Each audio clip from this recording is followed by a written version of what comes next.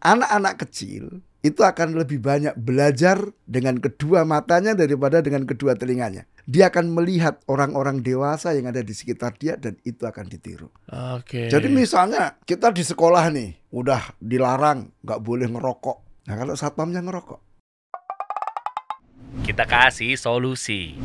Assalamualaikum warahmatullahi wabarakatuh, Ustadz. Waalaikumsalam warahmatullahi wabarakatuh. Waduh, ini saya senang sekali kalau sama Ustadz Abu Ahmad nih, Masya Allah ini. Kemarin ada beberapa permintaan, ayo dong para orang tua nih, undang lagi dong bang, undang lagi dong bang.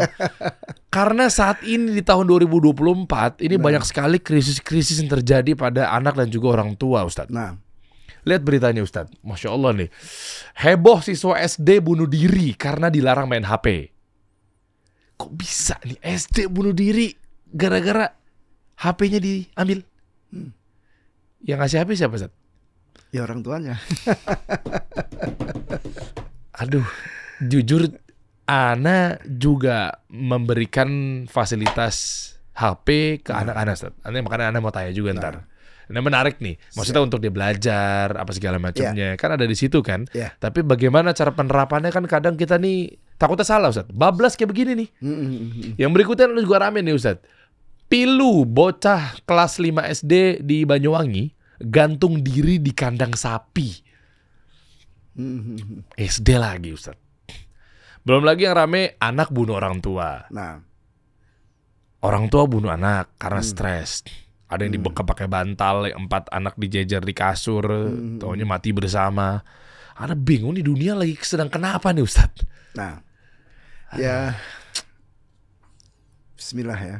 Jadi kita lihat ada halal ya, ada kekurangan di pendidikan kita. Oke. Nah, jadi ada hal-hal urgent yang itu tidak diajarkan, ditanamkan, dikuatkan pada anak. Dari orang tuanya? Dari orang tua. Jadi pendidikan yang paling pokok, yang menjadi dasar semua pengembangan sudut manusia adalah tarbiyah imaniyah. Pendidikan keimanan. Oke. Betul anak lahir di atas fitrah. Iya. Ya, semua anak lahir di atas fitrah, di atas keimanan. Akan tetapi bagaimana menjaga fitrah itu supaya tetap selamat. Bagaimana menumbuh kembangkan, menguatkan fitrah keimanan pada anak. Inilah peran para pendidik untuk menyempurnakan tahapan-tahapan itu pada anak.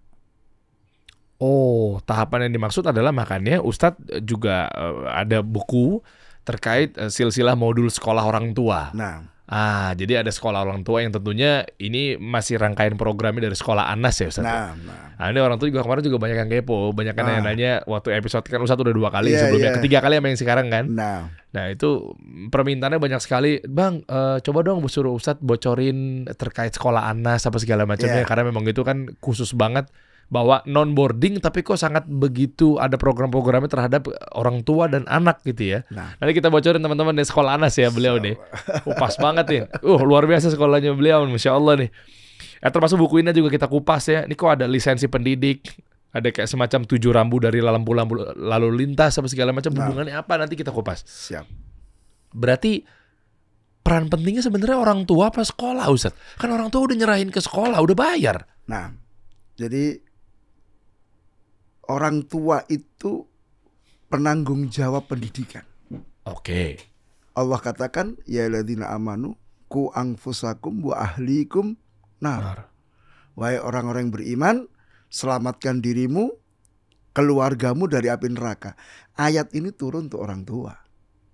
Terkhusus kepada ayah selaku penanggung jawab keluarga. Nah, Ali bin Abi Thalib menafsirkan ayat itu. Bagaimana cara menyelamatkan itu? Yaitu alimuhum wa adibuhum. Ajari mereka, didik mereka sehingga mereka berada di atas ketaatan kepada Allah Ta'ala. Maka tujuan pendidikan secara umum adalah bagaimana menjadikan manusia sebagai hamba Allah Ta'ala. Mereka beribadah kepada Allah Ta'ala, menjalankan ketaatan. dengan mengerjakan perintah, meninggalkan larangan. Itu tujuan umum dari pendidikan.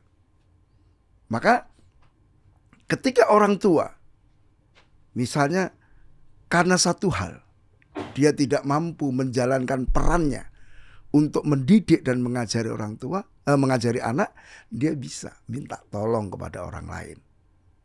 Ya, dalam hal ini lembaga pendidikan. Oke. Ya kan? Maka sesungguhnya meskipun yang mendidik anak itu nanti sekolah, para guru, tapi yang memilihkan sekolah itu siapa? Ya, orang tua. Iya kan? Iya. Nggak mungkin anak milih sendiri. Maka orang tua. Maka di sini tetap tidak lepas dari tanggung jawab orang tua dalam pendidikan itu. Kemudian Syekh Muhammad bin Jamil Zainu menjelaskan bahwa pendidik itu tidak hanya terbatas pada guru. Seperti pemahaman orang-orang sekarang. Yeah. Lalu ditanya pendidik itu siapa? Guru, ustadz, gitu kan? Oh, memang iya? Itu salah satu dari pendidik. Oh, ada lagi yang lainnya ya? Ya, jadi beliau menyatakan pendidik itu semua yang terlibat dalam pengasuhan anak. Maka orang tua itu pendidik. Guru di sekolah pendidik. Kemudian pembantu, kalau punya pembantu, itu pendidik. Oke. Nenek, kakek, masuk juga pendidik. Oke. Satpam di sekolah itu pendidik. Satpam? Jadi, iya. Lah kok satpam? Karena itu akan mempengaruhi. Ya, jadi anak-anak kecil itu akan lebih banyak belajar dengan kedua matanya daripada dengan kedua telinganya. Dia akan melihat orang-orang dewasa yang ada di sekitar dia dan itu akan ditiru. Iya. Gitu. Oke. Jadi misalnya kita di sekolah nih udah dilarang nggak boleh ngerokok. Nah kalau satpamnya ngerokok, mempengaruhi pendidikan anaknya. Iya juga ya. Kemudian nanti misalnya penjaga kantinnya dia jual rokok, nggak bisa. Jadi pendidikannya adalah amal jama'i, kerjasama, tidak hanya satu pihak. Tetapi penanggung jawab utama adalah orang tua. Jadi Bang Dery bisa ngelihat nih, kita punya sekolah itu kan menerima anak yang sudah mendapat pendidikan sebelumnya di keluarganya. Iya. Ya kan? Misalnya anggaplah anak itu paling cepat sekolah usia 3 tahun. Playgroup. Iya. Nah, 3 tahun sebelumnya itu siapa yang didik? Ya, siapa yang menanamkan nilai? Orang tua. Siapa yang mengajari kebiasaan-kebiasaan? Orang tua. Maka ya kita sebagai lembaga pendidikan itu punya tugas besar. Satu, kalau memang anak itu sudah dididik dengan hal-hal yang positif, sisa kita melanjutkan, meneruskan. Oke, kalau untuk porsinya gimana, Zat? Gimana? Aku ada potong, Zat.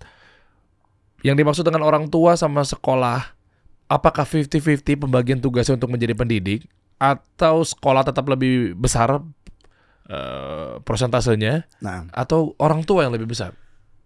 Jadi sekali lagi, orang tua penanggung jawab.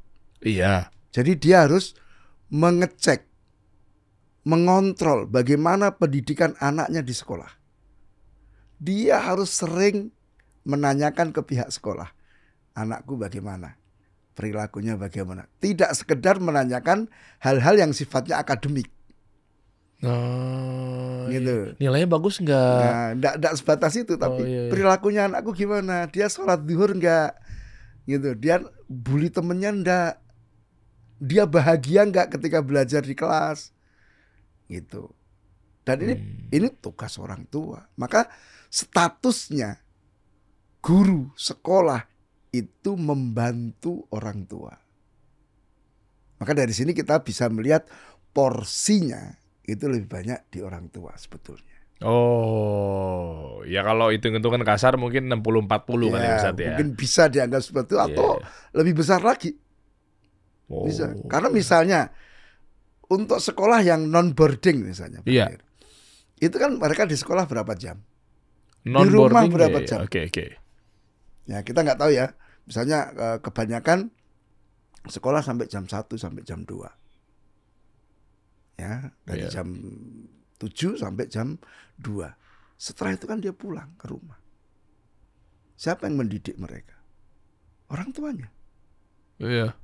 Dia yang setelah pulang sekolah, dia yang harus ngontrol anak-anaknya. Dia yang harus mendidik anak-anaknya. Jadi porsinya tetap lebih besar orang tua. Orang tua ya. Iya. Nah, cuman sangat disayangkan.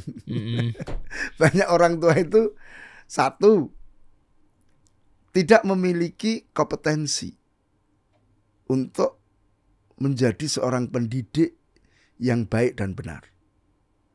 Ya, meskipun dia punya fitrah sebagai orang tua, bagaimana mengasuh, memelihara anak itu punya.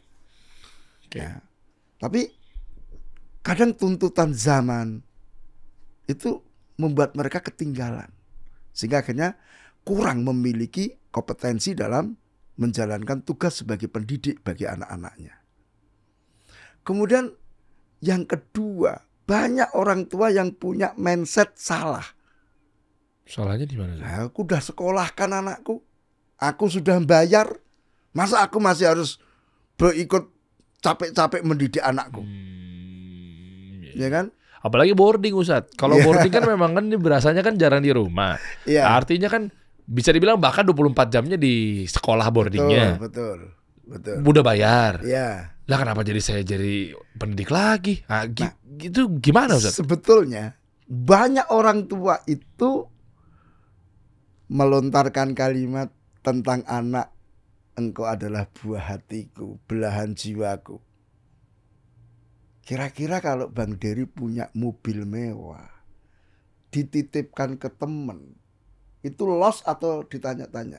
Oh ya tanya. Nah iya. Tanya lah. Masa didiemin aja? Iya. Wes loss sudahlah, terserah lah mobilnya, terserah antum gimana gitu. Enggak gitu. Iya. Nah, ini anak lebih daripada mobil loh. Kenapa di loss di situ? Ya kan? Apakah kita bukan suudzon kepada pihak boarding kan? Tetapi kita tetap harus kontrol. Kita harus tanyakan. Kita harus kunjungi. Kita lihat kenyataannya bagaimana. Terlebih mungkin ya, bukan kita nakut-nakuti kan, ada banyak juga kan kasus-kasus di pesantren. Iya. Ya. Nah, maka ini mengharuskan orang tua harus banyak komunikasi. Kita tidak cukup misalnya nelpon pengurusnya. Ya, tapi coba lihat telepon anaknya, dilihat kenyataan ketika dia di pesantren itu seperti apa. Belajarnya bagaimana, kehidupannya bagaimana, kegiatannya apa. Harus seperti itu. Tapi kan kalau di pesantren bukannya jadi anak jadi lebih mandiri, Ustadz. Betul. Artinya gini, kalau kita sebagai orang tua, kita pilih pesantren atau boarding school. Nah, harapannya kan tadi ya, udah bayar 24 jam anak saya pada Anda. Lalu selama di sana pun juga kan justru malah bagus dong harusnya. Bukan jadi saya tanya-tanya, kenapa? Kalau saya tanya-tanya malah jadinya manja lagi dong. Justru karena kita masukin ke pesantren atau boarding school ya biar nggak manja, biar bisa mandiri, betul. Biar dia nggak ngelawan orang tua. Ya. Karena ada sedikit jarak lah. Kan kadang gini Ustadz, bahasa kasarnya gini deh, analoginya ekstrim nih. Ada bos sama pegawainya. Makanya kan ada di ilmu tentang human resource atau mungkin HRD itu, ada dikasih jarak lah antara karyawan dan orang bos, dalam tanda kutip ya. Maksudnya jadi nggak bisa terlalu dekat juga gitu. Ada tuh ilmu HRD tuh. Kenapa memangnya? Ya ntar dia ngerasa bahwa aku deketin sama bos gue, serampangan kerjanya santai lah kalau telat mah. Makanya ada sedikit jarak. Nah, artinya kalau coba anak cocok logikan di hal ini adalah ketika terlalu dekat sama orang tua pun juga jadi manja. Makanya ada ide boarding school biar dia mandiri. Betul. Di suatu sisi bukannya baik ya Ustaz? Betul. Itu sudah di bagian ke-6 dari buku itu. Ada di buku ini Ustaz? Ya. Bagian 6, oke. Ya, jaga jarak. Jaga jarak, bentar, lisensi pendidik bukan? Ya. Jaga jarak tuh ada yang di poin keberapa Ustaz? Ada di situ. Jadi seorang pengemudi itu kan ketika mengemudikan mobil, dia harus jaga jarak kan? Iya, betul. Supaya tidak tabrak belakang. Betul. Nah, ini artinya seorang tua memang tidak boleh terlalu dekat sampai memanjakan anak-anaknya. Itu kan. Itu merusak. Tetapi kalau jaraknya terlalu jauh, ini juga merusak. Karena anak merasa tidak disayang, anak merasa tidak dicintai. Coba misalnya ada anak misalnya, udah masukkan ke boarding, udah setelah itu nggak pernah ditengok, nggak ditanyakan kabarnya. Kira-kira anak gimana? Sibuk Ustaz, kan orang tua pengusaha. Iya, ya itu tadi kembali kepada Anaknya nggak peduli dan nggak tahu soal itu ya. kembali kepada apa namanya, anak ini adalah belahan jiwa, harta yang paling berharga bagi orang tua kita. Tapi kalau kemudian kita tinggalkan, anak merasa, wih aku dibuang nih. Nah, ya. Padahal maksud kita adalah apa? Baik kan? Supaya anak jadi soleh, nanti mendoakan. Kira-kira kalau anak udah merasa aku dibuang, nanti doain gak sama orang tua? Oh ya, enggak ya. Nah, bapakku aja gak suka sama saya, ngapain aku doain dia? Seperti itu. Maka kita jaga jarak. Tidak terlalu jauh, Iya. juga tidak terlalu dekat. Oke lah, kita tengok anak kita. Ya tidak tiap hari tengok. Mungkin berapalah sebulan sekali.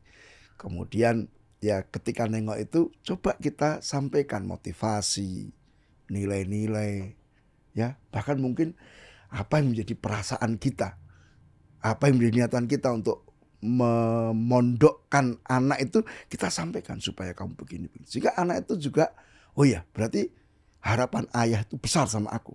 Sehingga motivasi mondoknya tinggi. Jadi biasanya anak-anak yang bermasalah di pondok itu karena tadi kurang perhatian juga. Oh. Gitu. Ada kisah nyatanya Ustaz? Ada. Pengalaman. Saya pernah dititipi oleh seseorang. Ustaz, titip anak saya.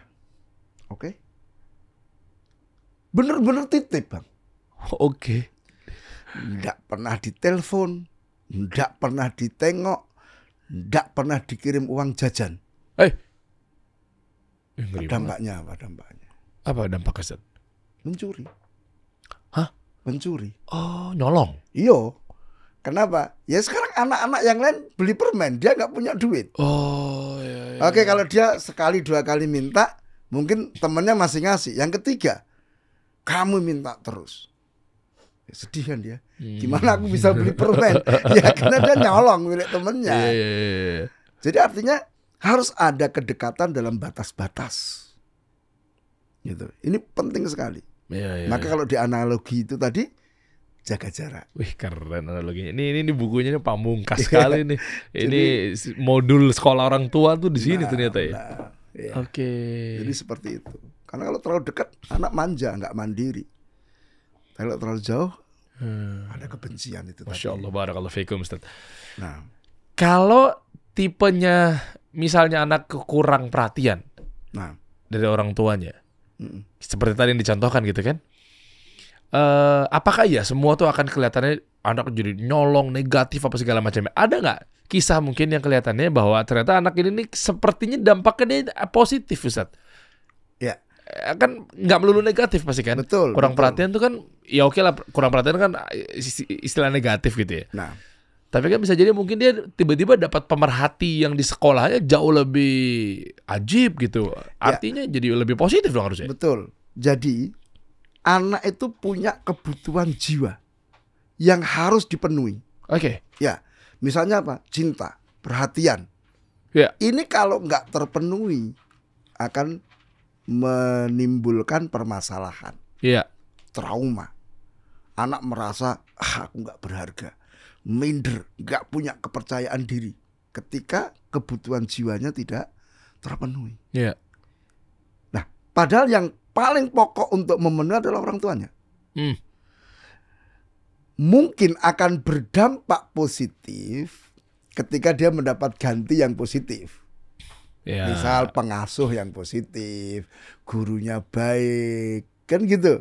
Oh, sekolah ya. Cuman ini kan kebanyakan atau seringnya anak itu cari perhatian kepada temennya atau orang-orang yang berperilaku negatif. Sehingga kenapa? Kenapa itu kamu tetap berkawan dengan temenmu padahal temenmu itu jelek? Siapa yang bilang jelek? Itu teman baik, dia sangat perhatian sama aku loh. Aku ada masalah, dia kasih solusi. Aku nggak punya duit, dia pinjemi. Gimana jelek? Nah, makanya di sini ketika anak kekurangan tadi apa? Perhatian, kurang kecintaan dan sebagainya, dia akan cari. Nah, nyarinya ini bisa dapat positif, bisa dapat negatif. Ini yang kita khawatirkan. Makanya kalau kita di sekolah, ya, kita sebagai seorang guru memang harus paham yang seperti ini. Ya, misalnya ada anak itu, ya, saya alhamdulillah juga ngajar anak-anak, Bang. Ini kisah nyata nih saat nih. Iya. Jadi saya ngajar itu anak kelas 4 SD. Ya. Itu ada anak itu seringnya, Ustaz, nanya Ustaz, kalau gini gimana Ustaz? Ini gimana? Sering aja dia bikin ini untuk narik perhatian saya. Kan bagus, kooperatif dia. Tapi ya kan mengganggu pembelajaran. Nanyanya itu bukan karena dia pengen ngerti, nanyanya cari perhatian. Alhasil? Ya akhirnya, oke, gini, nanti ajak kita jajan di kantin. Nanti kalau istirahat Ustadz akan dengar. Ustadz akan jawab semua pertanyaan. Sekarang kita kembali ke pelajaran dulu. Selesai. Tapi kalau kita dapat guru yang tidak baik, weh kamu ganggu pelajaran, kamu ini ribut aja, keluar kamu, diusir dari kelas, apa yang terjadi? Ya, jadi memang masing-masing kita, baik orang tua khususnya ataupun para guru di sekolah harus betul-betul memahami kompetensi-kompetensi sebagai seorang pendidik. Tadi harus punya lisensi itu. Ini harus punya lisensi ini nih. Gitu. Nah, maka dampaknya ketika di anak tuh hasilnya ketika caper ternyata begitu usupnya usut kurang perhatian. Kurang perhatian dari orang tuanya. Di rumahnya. Di rumahnya. Oh, pelampiasannya tuh akhirnya jadinya malah ke gurunya, ke ustadznya. Masih mending kalau ke gurunya. Nah kalau kepada teman-temannya yang negatif. Iya. Karena lari seperti misalnya jadi anak jalanan. Kenapa itu jadi anak jalanan? Kenapa orang nggak berpikir lebih nyaman di rumah? Ya, karena teman-temannya tinggal di jalan dan teman-temannya membantu dia. Karena tadi perhatian, dia merasakan kasih sayang dari temannya. Yang itu tadi kehausan dari sisi perasaan dia yang harusnya dipenuhi oleh orang tuanya, dia nggak dapat, justru dapatnya di jalan. Sehingga jadilah ke situ. Oke. Makanya kalau kita di Anas, Bang Dery ya. Iya, Ustaz. Maka kita tidak hanya mendidik anak-anaknya. Justru yang paling penting adalah apa? Orang tuanya. Karena tadi pendidikan itu apa? Semua yang terlibat terkait dengan anak. Guru, orang tua, bahkan orang tua yang paling pokok. Kita nanti akan kesulitan dalam membentuk anak sebagaimana yang kita inginkan untuk menjadi anak yang soleh dan sebagainya, kalau visi misi antara orang tua dengan sekolah nggak sama. Iya. Gitu kan? Oke. Nah, kalau ada kesamaan, sinkron kita. Jadi misal anggaplah di sekolah diajari begini. Iya. Tinggal di rumah karena orang tua sudah sama dan dia paham, tinggal yuk prakteknya di sini. Keilmuannya di sekolah, prakteknya di rumah. Gitu kan? Iya. Nah, ketika tidak ada kesinkronan, kesamaan visi misi, apa yang diajarkan di sekolah dirusak di rumah. Oh, ngerti. Contoh misalnya di sekolah udah dikasih pemahaman begini. Ya. Taunya begitu balik ke rumah, orang tuanya nggak konsen pada ini, tapi malah dikasihnya begini. Betul. Kisah nyata, Bang. Gimana tuh, Ustaz? Kita ajari tuh anak-anak makan pakai tangan kanan. Oke. Kalau makan pakai tangan kiri itu seperti setan. Maka harus makan pakai tangan kanan. Sampai di rumah dia lihat ayahnya makan kerupuk pakai tangan kiri. Oke. Ditegur, Ayah, di sekolah nggak boleh. Sekolah itu harus makan pakai tangan kanan. Kalau makan tangan kiri, seperti makannya setan. Orang tuanya tersinggung, marah. Siapa yang bilang? Ustadzmu. Ustadzmu itu yang setan. Keliru. Yang harus tangan kanan itu nasinya. Kalau kerupuk, nggak apa-apa kiri. Gimana? Balik ke sekolahan, besoknya kita harus bersih-bersih, Bang. Ya Allah. Anak sudah dapat syubhat lah bahasa kita Iya. dari orang tuanya. Oh, kalau kerupuk boleh tangan kiri. Yang harus pakai tangan kanan tuh yang makanan pokok, nasinya atau apanya gitu kan. Iya. Tapi kalau yang misalnya cabe, gitu. Gorengan sama cabe itu kan begitu, cabenya tangan kiri tuh. Ini kan karena nggak sinkron, kita harus bersihin dan itu lebih sulit. Kalau pertama kan anak kan masih polos. Iya. Oke, yang penting ini kamu makan pakai tangan kanan, jangan pakai tangan kiri. Yang kedua, dia mesti akan bantah. Lu ayahku bilang nggak apa-apa kok. Coba. Aduh. Masa kita harus gini, bapakmu yang keliru. Gimana? Ya enggak dong. Aduh, rame lagi deh tuh. Dua aspek tuh. Satu ya berarti gurunya juga nggak based on dalil misalnya. Masa ngasih dalil yang nggak benar gitu ya. Dan yang kedua, ya balik lagi ntar rame lagi tuh. Guru macam apa tuh bilangnya kayak begitu. Aduh. Jadi inilah pentingnya kita menyamakan visi misi. Ya maka orang tua wali murid yang ada di Anas itu diwajibin untuk ikut sekolah orang tua. Oh, jadi ada tambahan program itu. Iya, wajib bayar SPP juga. Oh, jadi sekolah orang tua ini ya. Iya. Ini mah lengkap banget ya kalau dari bukunya. Dan ini modul yang dipakai ketika di sekolah orang tua. Iya. Oke. Jadi awalnya kan kita belum ada kan? Iya. Belum ada buku. Akhirnya di tahun ajaran tahun ajaran ini kita susunkan buku ini sebagai panduan untuk sekolah orang tua. Oh, Masya Allah. Kalau coba pengen bukunya aja gimana, Zat? Ya bisa aja. Bisa aja, tapi lebih afdolnya lagi ketika masuknya anaknya ke sana dan orang tuanya nanti dibimbingnya otomatis pakai buku ini. Iya. Oh, itu hampir nggak ada berarti di sekolah-sekolah ya? Iya. Jadi kita hanya ada di beberapa sekolahan saja. Ya. Yang paling lama ya di Anas yang paling lama. Cuman dulu kan belum ada buku panduannya. Iya. Nah, sekarang sudah ada dan kegiatannya tuh cakep Bang Dery. Gimana Ustaz? Jadi misalnya nih kita ambil satu bagian dari buku itu, saya terangkan. Ya, kita kasih kasus, silakan didiskusikan. Jadi satu kelompok mungkin 10 orang, diskusi. Satu mereka presentasi pengalaman, kan banyak berbagi pengalaman kan. Iya. Karena masing-masing anak tidak sama penanganannya. Oh, saya punya pengalaman anak saya waktu begini, waktu begini kan gitu. Mereka saling mengambil faedah. Terus setelah itu ada penugasan.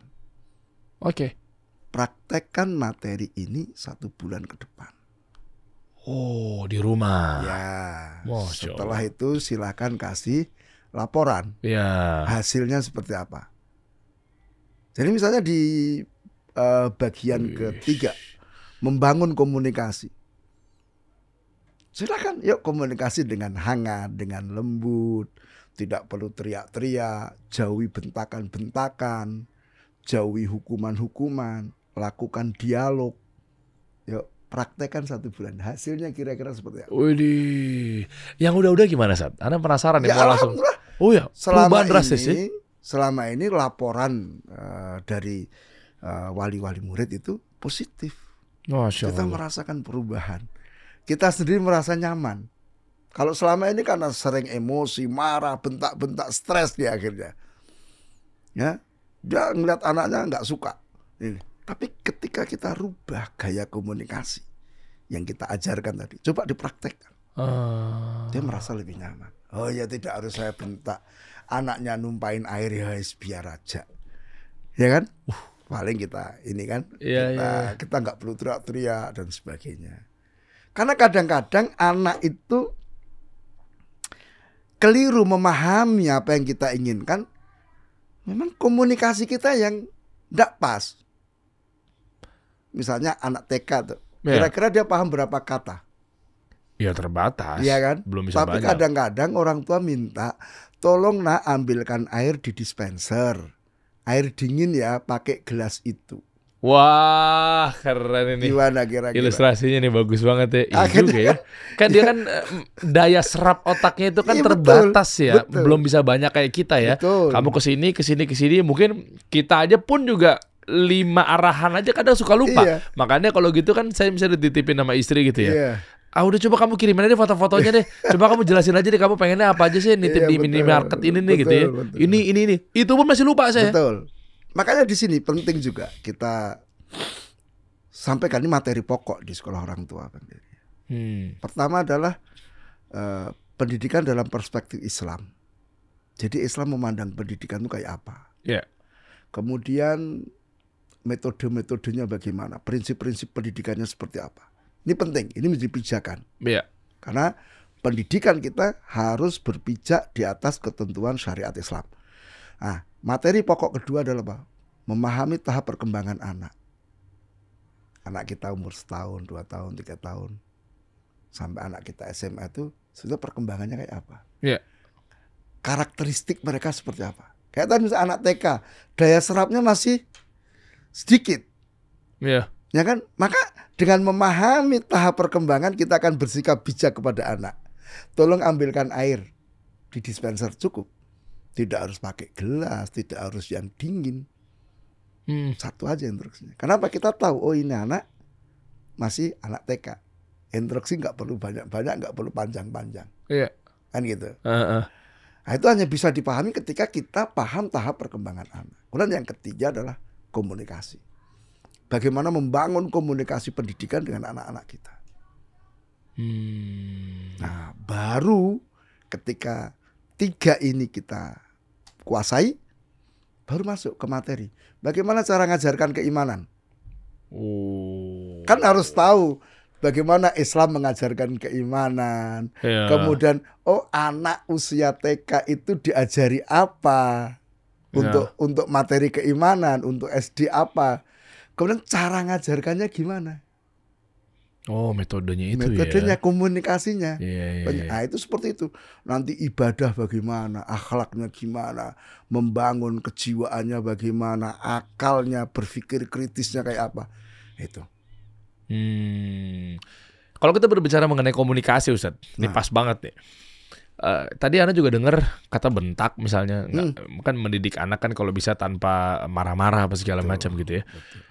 Tapi apa iya yang namanya bentak itu nggak diperbolehkan sama sekali gitu, Ustadz? Kalau dijatuhin piring, ini belum lama ini ada kisah nyata di Ana pribadi, Ustadz. Cukup kaget aja juga gitu ya. Akhirnya ya lumayan, akhirnya kepancing juga tuh emosi. Anak-anak mau ngambil sesuatu di atas kayak rak buku gitu, ya buffet lah ya. Iya. Dia ngambil, mau ini, rewel aja. Dia pokoknya pengen ngambil sesuatu aja. Terus Ana udah bilang bahwa kayak, entar dek, ini umur 3 tahun. Ya kan, 2 tahun jalan 3 tahun. 3 tahun lah di April. Terus tiba-tiba, udah deh ntar ayah ambilin. Gitu kan, tanggung nih gitu. Habis itu, pas lagi mau jalan ke sana telat. Dia duluan. Padahal waktu berapa detik aja. Iya. Ana cuma mau taruh handphone, selesai. Habis urusan kerjaan. Yaudah. Telat dia ngambil botol yang isi vitamin isap itu, jatuh, beling, prang, bucocor kemana-mana. Tarik nafas dong dan seterusnya. Artinya tuh sikap orang tua itu apa harus dilakukan? Ya, jadi yang pertama tetap tenang aja, Bang. Kan dia salah, udah dikasih tahu. Betul, namanya anak. Namanya anak. Kadang sudah diingatkan salah lagi, diingatkan diulang lagi, diingatkan. Nah, itu namanya anak-anak. Oke. Tadi dengan kita memahami tahap perkembangan anak, kita akan bisa bersikap bijak. Kita akan mudah mengarahkan anak kita. Oh ini anak 3 tahun. Kira-kira arahan kita itu dipahami nggak? Sebentar, ayah kerja dulu. Bentar aja. Dia paham nggak kira-kira? Ya kan? Paham, nggak paham, tapi lebih banyak nggak paham ya sih. Makanya ketika dia terjatuh pada kesalahan, ya sudahlah. Tadi bener, ambil nafas dalam-dalam. Toh satu, kita marah tidak mengembalikan botol. Oh udah pecah. Nah iya kan, nggak kembalikan. Cuman Kita marah. Iya. Tapi kan takut kakinya dia kena, kaki orang-orang kena, beling Ustaz. Iya betul, cuman kan kita maksudnya Pak, Adik, diem situ ya, diem situ. Banyak kaca. Selesai, tidak harus dia bentak. Kamu ini sudah dibilangi, tunggu sebentar. Tuh akhirnya jadi pecah. Itu jiwanya terbang itu, Bang. Habis. Sesakit itu dia ternyata respon deh. Ih. Bisa nyampe trauma gitu, Zat? Iya, bisa. Masa ya? Iya, jadi anak yang dibentak, dimarahi karena kesalahan, dia akan menjadi anak yang tidak berani melakukan percobaan. Takut salah, takut dimarahin. Dia akan jadi anak yang pasif aja. Suruh melakukan apa-apa itu serba ketakutan. Bahkan bisa jadi ketika disuruh, misalnya di sekolah misalnya, disuruh sama gurunya, keringat dingin. Trauma masa lalu, dimarahi. Cikal bakalnya di situ ya. Makanya penting sekali. Nah, terus gimana mengobatinya? Nah, itu. Apakah iya sekali bentakan? Mungkin kan ya sekarang ini para orang tua nih lagi nonton kan nggak juga gimana ya, dengan adanya tayangan edukasi kan jarang atau mungkin bisa mengosongkan gelas lah ya. Keilmuan dan lain sebagainya ada gitu tiba-tiba oke, gue udah pintar, gue makin pintar gitu. Ya bisa jadi kan pasti kan dia punya masalah lalunya apa segala macamnya yang memang yang masalah-masalah luar biasa, Ustaz. Anggaplah berarti ternyata kita cara ini salah selama ini. Sering bentak, apalagi naudzubillah sering pukul, tabok, gitu-gitu kan. Kita nggak tahu lah. Anggaplah kita semua sekarang sama lah, kita kosong semua ilmunya. Apa yang bisa diperbaiki, Ustaz? Kita recovery. Oke. Kita tata ulang. Cara gimana, Ustaz? Jadi anak yang mengalami gangguan kejiwaan tidak mesti gila. Iya. Tapi misalnya minder, semangat belajar rendah, itu kan gangguan. Maka di sini seperti halnya anak itu menderita penyakit secara fisik. Jadi gangguan kejiwaan, perilaku negatif itu seperti halnya orang sakit secara fisik. Maka satu yang harus dilakukan orang tua adalah apa? Dia berdoa untuk kesembuhan anaknya. Kasihan deh. Yang kedua, kita harus bersikap lembut kepada anak. Anak sakit masa kita mau marahi? Anak demam muntah-muntah kita mau marahi? Enggak kan? Kita mesti lebih soft, lebih lembut. Yang ketiga, kita harus lebih bersabar. Namanya sakit. Penyakit itu membutuhkan waktu untuk kesembuhan. Tergantung kalau misalnya sakitnya udah lama ya biasanya butuh waktu lebih lama. Kemudian yang keempat, yuk kita periksa akar masalahnya di mana. Jangan-jangan anak berperilaku negatif sumbernya dari kita orang tua. Dan itu tidak sedikit ternyata terjadi. Seperti yang saya contohkan tadi, anak di kelas caper-caperan sama gurunya. Ternyata sumbernya dari orang tuanya yang tidak memberikan perhatian kepada anaknya. Ya kan? Bisa jadi ketika, kenapa kamu kok minder? Kenapa kamu gak berani mencoba? Ternyata dia trauma, dulu pernah kita bentak ketika melakukan kesalahan. Iya. Takutnya begitu dia mau coba lagi dia teringat bahwa nanti gue kalau salah dibentak nih, dimarahin nih. Maka pihak orang tua harus banyak melakukan perubahan. Mungkin gaya komunikasi, ya misalnya seringnya membentak, cobalah dihilangkan itu. Atau mungkin gayanya gaya-gaya formal, seperti di kantor gitu. Cobalah dirubah. Ya, tunjukkan bahwa kita ini betul-betul menyayangi, mencintai anak-anak kita. Terserahlah bahasa cintanya seperti apa. Yang penting bisa ditangkap oleh si anak. Jangan sampai kita ini sebetulnya melontarkan bahasa cinta tapi anak menangkapnya lain. Miskom. Ya, seperti tadi misalnya kita memasukkan anak ke pesantren, baik enggak untuk anak? Tujuan kita baik, tapi anak memahami aku dibuang. Apalagi setelah itu enggak ditengok-tengok tadi. Ya kan? Nah, ini penting sekali membangun komunikasi. Cobalah dirubah gayanya. Dan Rasulullah SAW mengatakan, apabila Allah Ta'ala menghendaki kebaikan bagi satu keluarga, Allah akan masukkan kelembutan pada keluarga itu. luar biasa. Jadi Masya Allah. kelembutan itu membawa kebaikan dalam semua hal. Ana jadi ingat yang namanya moderasi, Ustaz. Moderat. Nah, Jadi apa-apa yang moderat itu kan bagus ya. nah, Artinya kita nggak lebih ke kanan, nggak Iya. lebih ke kiri, gitu kan. Tengah-tengah gitu. Iya. Makanya Islam pun hadir juga moderat gitu. nah, Tengah-tengah gitu kan. Nah, pas dipikir-pikir ternyata kalau terlalu jauh sama anak, ya, ya, ngelepas apa segala macam agak bahaya juga tuh. betul. Nah, maka dari itu kepikir bahwa oh iya ya, dengan istilahnya kayak anak pribadi gitu kan, sekolah ini misal di TK apa segala macam, anak kan TK itu kan, yang di tengah-tengah dimaksud adalah berarti kalau kita mau terburu-buru dengan nitipin anak misalnya kayak meskipun baik ya, disclaimer baik gitu, tapi mungkin dalam hal ini adalah boarding apa segala macam gitu, agak ngeri juga kalau memang ternyata itu masih sejak dini, Ustaz ya. Betul. Ya kan kayak misalnya SD dan seterusnya gitu. Nah terus apakah pilihan dengan non boarding dalam artian bahwa sudah kita entar dulu deh pesantren apa segala macam karena memang ternyata bagi tugasnya sama di sekolah sama saya nih jadi asik nih. Jadi nggak terlalu lama-lama di gurunya, ya moderat lagi lah. Iya. Ya moderasinya tuh ya sudah kita bagi dua deh misalnya. Ya kan saya juga bantu dari sisi ini, sekolah dari sisi ini. Nah. Artinya kan berarti kan anak kan full day ya pulang sekolah gitu ya. Betul. Nah, gimana gambaran Ustadz dalam hal ini? Ya, itu suatu hal yang bagus ya. Jadi kalau misalnya anak-anak TK, SD itu disekolahkan dengan sistem seperti itu, belum diboardingkan, Ya. itu menurut saya adalah hal yang positif.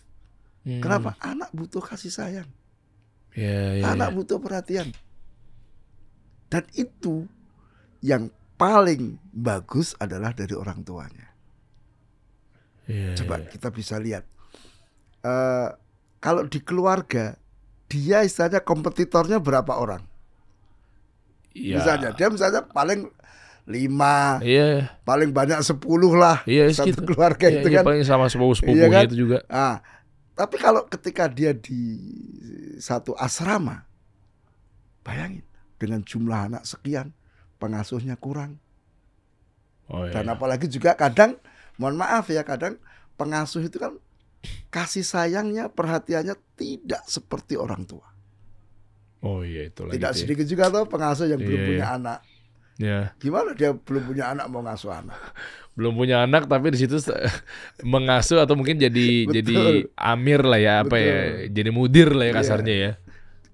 Kemudian ketika anak itu misalnya masih SD, kemudian masih pulang, Ya. masih ketemu orang tuanya, dia masih merasakan kehangatan, perhatian, itu Masya Allah, kejiwaannya akan terpenuhi. Sehingga ketika misalnya, anggaplah SMP, dia mulai boarding, udah siap dia. Dia sudah tidak, bukan lagi anak mama lagi sudah. Dia Iya, memang iya. sudah siap. Ya. Gitu. Tapi kalau anak SD, siapa yang ini? Kadang-kadang tidur sendirian. Ini kan dia butuh, sebetulnya butuh banget dengan kasih sayang orang tua. Waduh. Maka ini salah satu alternatif ya.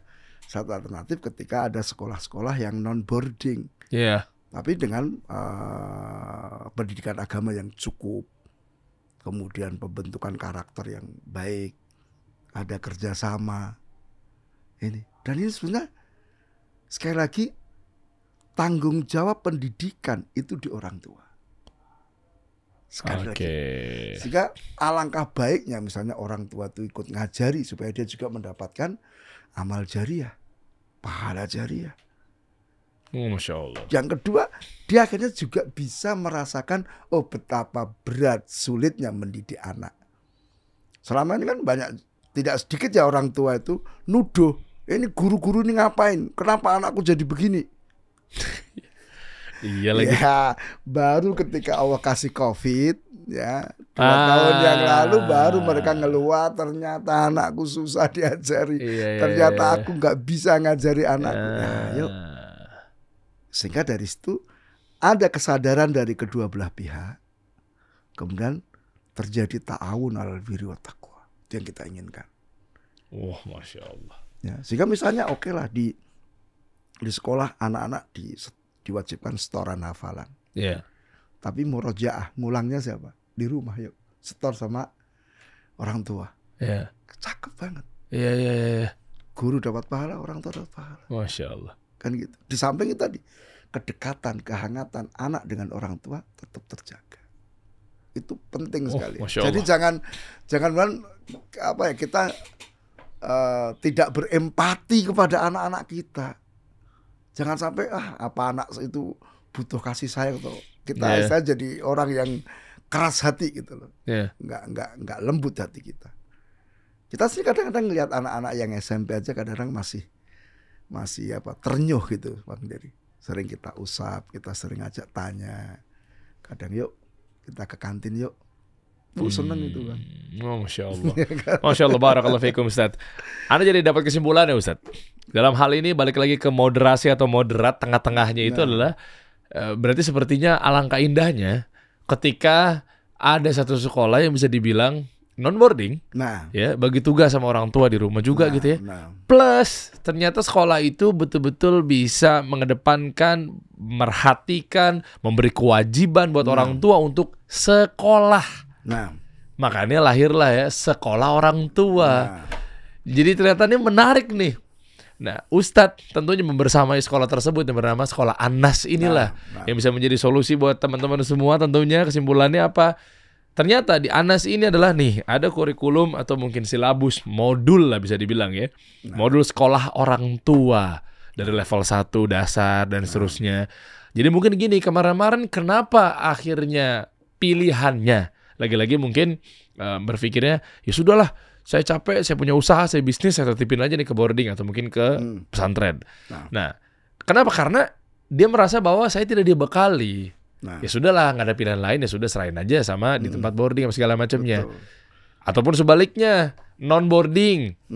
Pas di non boarding kan pulang jam 1, pulang jam 2, nyampe rumah, ya Allah, ini gimana lagi cara ngatasinnya, dinanyanya begini, kelakuannya begini, sifatnya begini. Aduh gimana ya, dia nggak paham kan. Nah, karena dia stresnya tuh gara-gara ya udah sekolahnya ya nggak berikan saya ilmu juga. Jadi berantem terus orang tua sekolah orang tua. Tapi ternyata di Anas isinya adalah ya sudah, begitu udah nyampe rumah orang tua nggak punya ilmunya, nggak pernah skillnya, nih ada sekolah orang tua. Di Anas begitu. Jadi akhirnya anak itu sebetulnya selama 24 jam dia belajar. Jadi mungkin secara akademik dia dapatkan di sekolah. Tapi dalam ranah afektifnya, perilaku, akhlak, ibadah, itu orang tua. Ketika orang tua bingung gimana caranya, ada sekolah orang tua di Anas. Kita tidak apa ya istilahnya, tidak pernah menuntut orang tua, yuk kamu ajari anakmu gini. Ya kan? Tidak begitu aja, tapi kita bimbing orang tuanya. Ayah bunda, Anda punya tanggung jawab mendidik anak-anak Anda. Masya Allah. Cuman supaya kita sinkron, yuk kita belajar bareng-bareng yuk. Gitu. Itu yang saya jarang temukan tuh di sekolah-sekolah tuh. Di Anas sampai ada sekolah orang tuanya. Jadi kan nggak cuma sekolah anak, tapi ada sekolah orang tua. Unik loh. Kita buka aja coba ya. Ini Ustadz ya. Anas Soleh Cerdas. Ini sempat ke-hack ya Ustadz ya? Iya kemarin. Kemarin qadarullah. Dan itu barengan banyak dengan lembaga-lembaga yang lain juga kena. Itu tuh teman-teman tahu lah ya. Ini buat para orang tua juga. Kita lah hati-hati nih. Kenapa? Karena yang ujung-ujungnya jual giveaway iPhone, handphone. Sebenarnya caranya nih aduh basi banget ya. Cuma ini mudah-mudahan ya Allah jaga selalu Ustaz ya. Nah ini dia nih, Anas Soleh Cerdas. Sekolah Anas ini ada di playgroup, TK, SD gitu ya. Nah, non-boarding yang dimaksud, plus ada sekolah orang tua juga. Coba kita lihat dong, programnya ada apa aja Ustaz sekarang? Kita ada sekolah orang tua tuh. Ada ya? Itu nomor 2 itu. Nomor 2 dari kanan. Nomor 2 dari kanan ini. Sekolah orang tua. Oh iya. Ini nih. Oh ini ya. Nah, di next dong. Next take.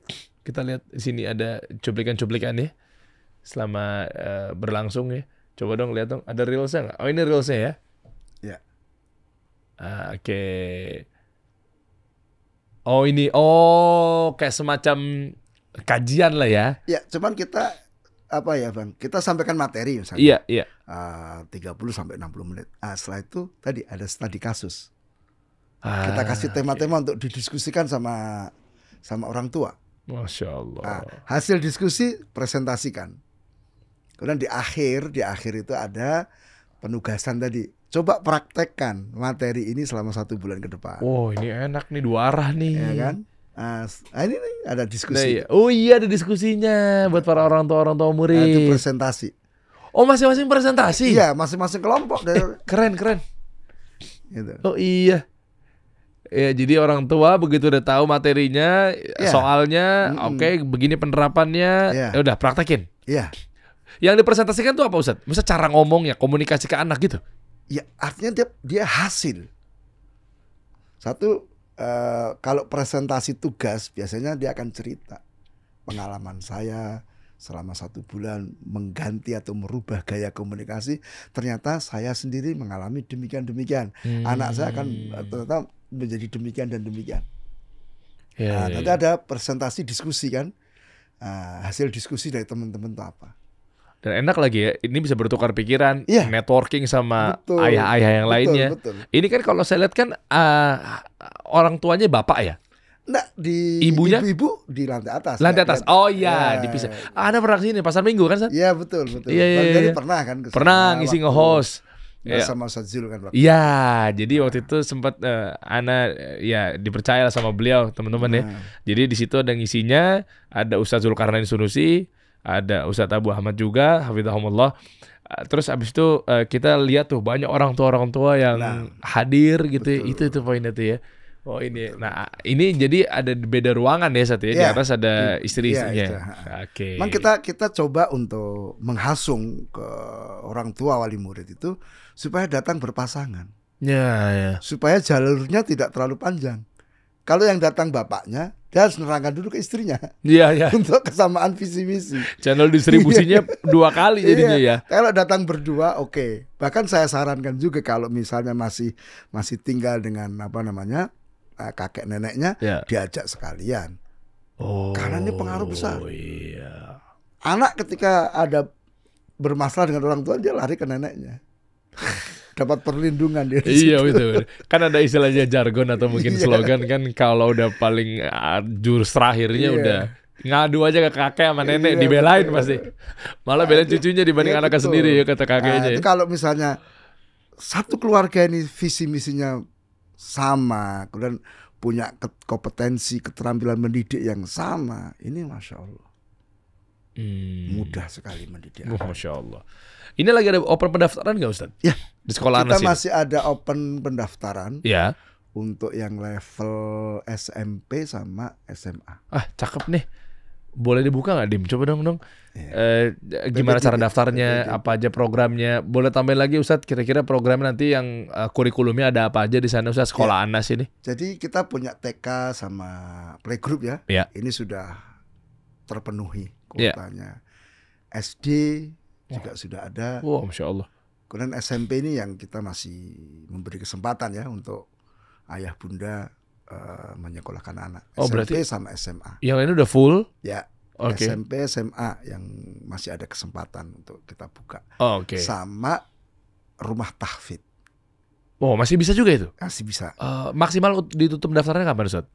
Ya mungkin ketika kuota sudah terpenuhi. Waduh, cepet-cepetan dong ini berarti nih. Iya, karena kita kalau nanti terlalu lama, kadang untuk persiapan tahun ajaran baru itu kan susah. Betul. Kita harus nyiapkan sarana prasarananya. Kemudian kita harus mungkin seragam dan yang lainnya kan, itu butuh waktu juga. Boleh Ustaz, sembari Ana juga kepo nih, kira-kira kurikulumnya di sana ntar yang didapat di SMP itu apa aja nih. Jadi buat orang tua. Kita sepakati bahwa kurikulum yang kita pakai itu lebih mengedepankan diniyah, keagamaan. Mayoritas. Ya. Bahkan itu bisa sampai 70-30. 70% keagamaan, 30% adalah mapel-mapel umum supaya kita tidak ketinggalan dengan pendidikan nasional. Itu. Kemudian juga banyak kegiatan yang kita lakukan untuk membangkitkan, menumbuhkan karakter pada anak-anak. Jadi kalau sekarang di kurikulum Merdeka ya, itu ada P5, maka kita juga ada. Jadi misalnya ada kegiatan kunjungan kemana. Terakhir kemarin kita ke Perpustakaan Nasional. untuk membangun literasi, ya, kegemaran membaca. Terus mungkin kemarin mungkin ada koki cilik untuk di TK. Lucu banget. Iya, masa-masa untuk latihan itu. Oh iya. Terus kadang ada ini juga olahraga ekstrakurikuler, kemudian ada taklim dengan syekh, ya kan? Nah itu semua dalam rangka untuk sinergi membangun karakter anak-anak. Jadi tidak hanya sekedar akademik saja, tapi kita membangun juga ranah-ranah yang lain, ya, ranah afektifnya, perilaku anak-anak, ya. Kita misalnya bimbing mereka untuk tertib di sholat, kemudian ada dilatih untuk yang sudah hafalannya bagus untuk jadi imam. Ngimami dia. Masya Allah, keren. Jadi bukan sekedar imam zuhur, ya, tapi imam maghrib untuk yang tadi di rumah tahfidz tadi. Kadang imam maghrib, imam isya. Ini kan ada kebanggaan. Aku dipercaya untuk jadi imam. Wih, mentalnya naik tuh, mantap itu tuh. Kebutuhan kejiwaannya kan terpenuhi. Iya. Ada kita kasih apresiasi. Dan ini juga membangun kebanggaan di keluarganya. Masya Allah. Ya, wah, anakku jadi imam, kan gitu. Wih, nah semuanya itu nanti insya Allah akan ada ya pembekalannya apa segala macam di sekolah Anas. Betul. Jadi ini betul-betul siapa cepat dia dapat. Kenapa? Karena dari playgroup, TK, SD sudah full. Nah, itulah bentuk bisa dibilang ya biiznillah ya, karena Allah yaitu orang tua banyak mempercayakan anaknya ya naruh untuk di sekolah di Anas ini. Nah maka dari itu ini menurut saya ini adalah momen yang paling penting nih, momen yang paling spesial, sangat disayangkan kalau dilewati begitu saja. Kalau SMP dan SMA ini sudah dibuka, tapi Anda masih mikir-mikir mungkin tinggal tuh kan 20-30% mungkin. Nah ini masih momen spesial, ini momen paling penting ini langsung nih, yuk. Kuotanya tinggal segitu. Waduh. Dan tadi sebelum saya kesini, Bang Dery, ya Ustaz, saya sempat sharing dengan kepala bidang pendidikan. Dia tunjukkan hasil angket kepuasan orang tua. Oke. Misal, apakah metode pembelajaran yang ada di Anas sudah memuaskan ayah bunda? Oke. Ya, hampir semuanya menyatakan puas. Masya Allah. Ada puas, ada sangat puas. Masya Allah. Apakah pelajaran diniyah itu cukup membantu ayah bunda untuk membangun keimanan, ibadah, akhlak ananda? Jawabannya juga positif semua. Masya Allah. Jadi ini yang subhanallah kita bersyukur kepada Allah Ta'ala. Kemudian usaha teman-teman, kita semua, ya, sehingga terjadi pendidikan yang seperti itu. Masya Allah. Dan kalau boleh tahu dewan pengawasnya atau penasihatnya siapa aja Ustaz di sini? Penasihat dari Yayasan Anas itu ada Ustadz Abdul Bar. Waduh, Masya Allah. Ada Ustadz Ali Basuki. Iya. Kemudian ada Ustadz Ayub. Iya. Kemudian saya sendiri. Iya. Dan saya mendapat tugas tambahan. Yaitu sebagai penasihat penjamin mutu. Masya Allah. Jadi saya bertanggung jawab di situ tentang mutu Anas itu kayak apa. Sehingga ya mau nggak mau kita harus banyak komunikasi. Ya. Kita ada juga acara ngopi, Bang. Ngopi? Iya. Ada ngopi-ngopi? Jadi ngobrol perihal ilmu. Wow, ngopi. Kepanjangannya ngobrol perihal ilmu. Nah, Masya Allah. Cuman kita khususkan untuk guru-guru Anas. Itu antara ba'da zuhur sampai asar. Ya, terus kita pembinaan. Gimana cara ngajar yang baik, gimana jadi guru yang profesional. Kita ajari bagaimana membuka pelajaran yang menarik, bagaimana menutup pelajaran yang menarik. Ini kayaknya nanti Bang Dery perlu hadir. Boleh, Ana support Ustaz. Pokoknya Ana siap bantu. Jadi, nanti untuk membuka acaranya. Public speaking itu tidak khusus untuk pengusaha. Tapi perlu public speaking for teacher. Kan, gitu. Boleh. Itu cakep kan? Boleh. Insya Allah. Nah, terus nanti ada misalnya bagaimana cara membuat soal yang baik. Bagaimana mengevaluasi, bagaimana memberikan penilaian kepada anak, apa aja yang dinilai. Jadi kita penilaian itu tidak sekedar dari hasil tes, ulangan harian, enggak. Kita lihat penilaian sikap. Bagaimana sikap anak ketika belajar kepada gurunya, kepada temannya. Ada nanti penilaian proses. Bagaimana proses anak itu. Biasanya ketika dia diminta untuk mempraktekkan sesuatu, kan proses. Nanti ada penilaian unjuk kerja. Hasilnya kayak apa.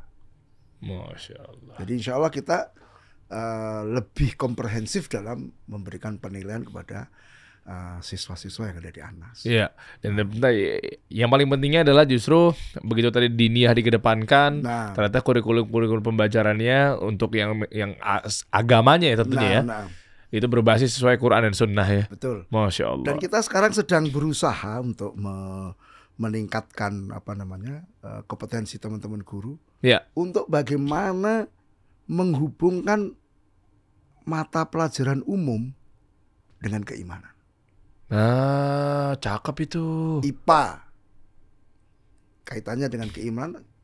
Gimana caranya supaya orang belajar IPA meningkat imannya kepada Allah Ta'ala. Wah, iya.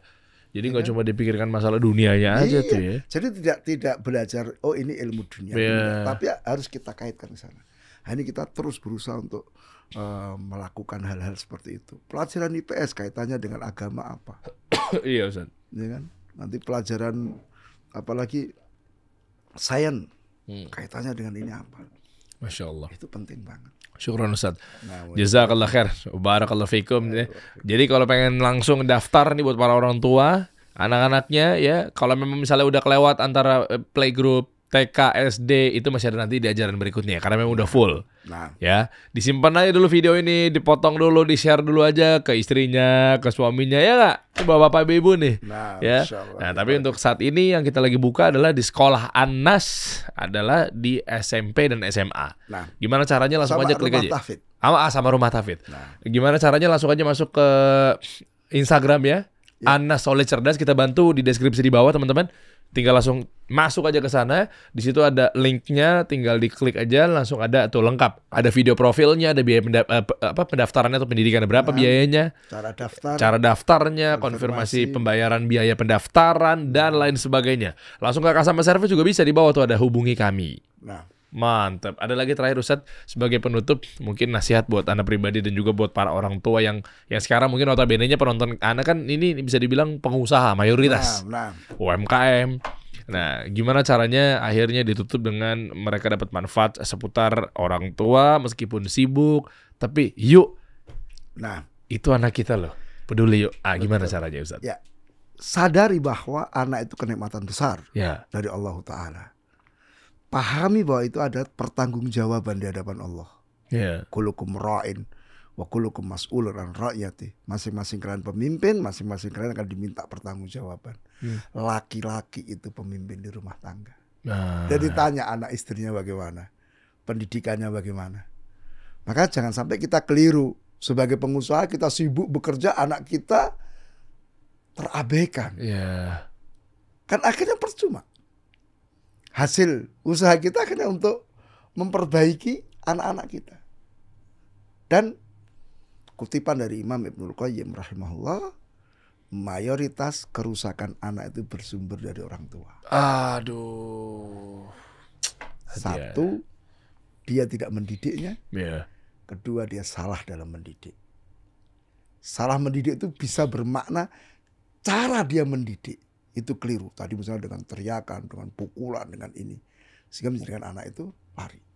Atau memang dia salah dalam memberikan pendidikan. Dia tidak mengajarkan agama dengan benar. Sibuk dengan mengajari anak dengan ilmu-ilmu dunia.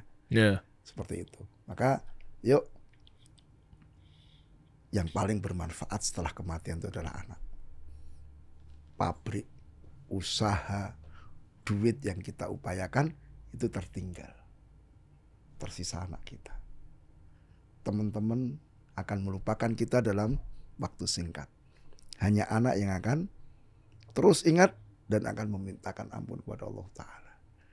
Ini yang kita inginkan. Dan nanti ketika anak kita soleh,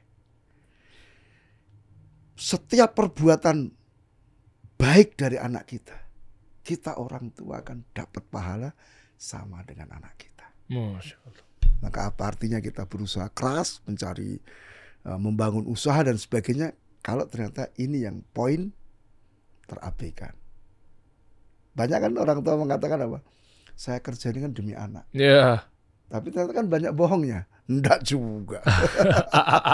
Iya. Yuk kita buktikan deh kalau memang kita bekerja berusaha untuk anak. Yuk kita buktikan. Mana buktinya? Nah, sembari dicek nanti bener nggak Anda sudah melakukan berdasarkan nih ya modulnya nih. Ya kan kerja demi anak, Anda harus hafal modulnya.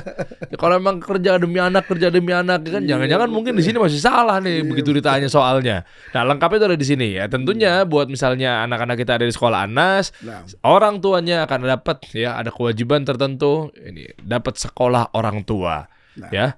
Nih, Ustadz Anda lihat ya ada bagian 1 sampai bagian ke-6 ya. Detail banget loh. Pendidikan jasmani ada di sini, pendidikan pengembangan sosial anak, akal, pengetahuan, mengobati kesalahan anak. Ini lengkap semuanya. Ini nggak tahu bisa dibeli terpisah nggak Ustaz? Maksudnya? Pengen beli bukunya aja misalnya. Boleh. Boleh aja Ustaz ya? Apa-apa. Boleh aja. Ini kan sebenarnya kan modul sekolah orang tua. Iya. Tapi berarti artinya buku ini juga jual secara umum. Umum dijual. Nah. Kita bantu aja ntar. Boleh ada masukin di sini ya Ustaz nanti ya. Boleh. Linknya gimana caranya atau mungkin hubungin admin yang ada di sana gitu ya. Cek aja teman-teman. Kenapa lengkap sekali nih. Ya menjadi orang tua pendidik yang hebat antara harapan dan kenyataan. Tentunya penulisnya adalah beliau sendiri langsung Ustadz Abu Ahmad Rahmat Riyadi, Masya Allah, SPD MPD. Ya hayakallah Ustadz. Barakallahu fikum. Nanti anak update nih, anak makasih Ustadz hadiahnya Ustadz ya. Anak mau coba praktekin di rumah. Sebulan tadi ya. Tantangan sebulan dari Ustadz katanya. Nanti kira-kira membaik. Ya, sebulan itu 1 poin Bang, bukan 1 buku. Oh bukan 1 buku ya. Berarti 6 bulan ya. Nanti kita praktekkan. Kalau lebih indah nih, Masya Allah nih. Alhamdulillah. Syukur Ustadz, jazakallah khair. Kita kasih solusi.